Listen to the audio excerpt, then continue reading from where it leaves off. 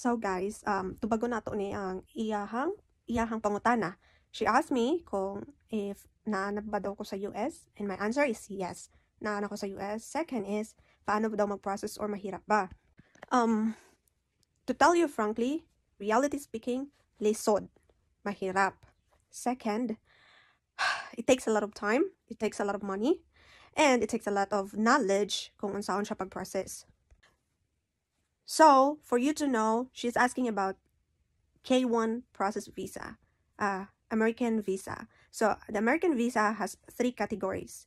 It is tourist visa, spouse visa, and then K1 visa. Tourist visa is kuan lang siya, balik kag Pilipinas. Spouse visa is dira mo nagpakasal sa Philippines.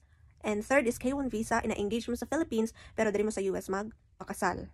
So, my visa is K1 visa.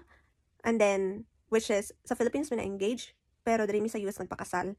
Ang question kay, lisod daw. Yes, lisod. At the same time, need ni mo financial. Dapat na kay kwarta yot. And then, both of you as a partner is knowledgeable about how to process the visa. Because both of you needs to send and process the documents that was needed and asked by the USCIS.